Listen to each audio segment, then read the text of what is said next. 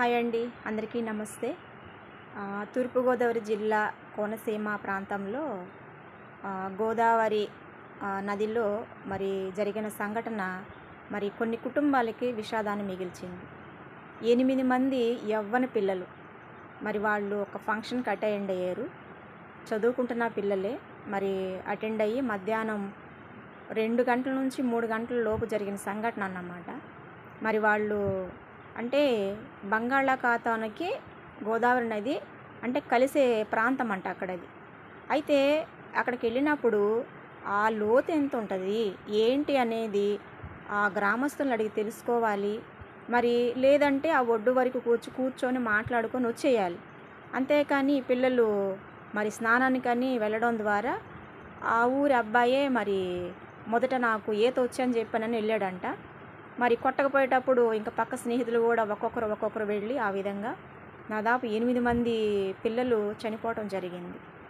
అందులో ఒక అబ్బాయి అమెరికా వెళ్తాను నేను మంచి జాబ్ చేస్తాను నాన్న, నన్ను నమ్ము నువ్వు అని చెప్పానని వాళ్ళ నాన్నే నన్ను నమ్ము నాన్న అని చెప్పాను, నా టాలెంట్ నీవు గుర్తించి నాన్న అని చెప్పానని వాళ్ళ నాన్న చెప్తా ఉన్నాడంట. అంతేకాకుండా మరి తను ఒక షార్ట్ ఫిల్మ్ కూడా తీశాడంట.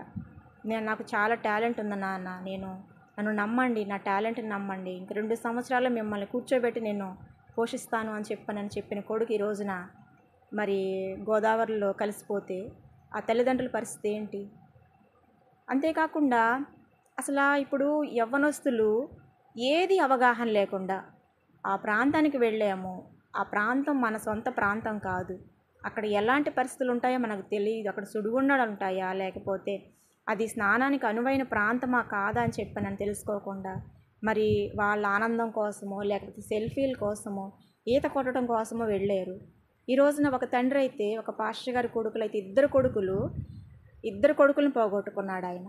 మరి ఈ వృద్ధాప్యంలో మరి పిల్లలు ప్రాణం అనుకున్న తల్లిదండ్రులకి ఈ వృద్ధాప్యంలో ఎంత కన్నీరు అనేది మరి అది మాటల్లో వర్ణించలేదన్నమాట. అయితే ఇలాంటివి జరుగుతూనే ఉన్నాయి కానీ ఎక్కడా కూడా స్టాప్ అనేది ఆగట్లేదు. ఎందుకంటే అవగాహన ఉండట్లేదు.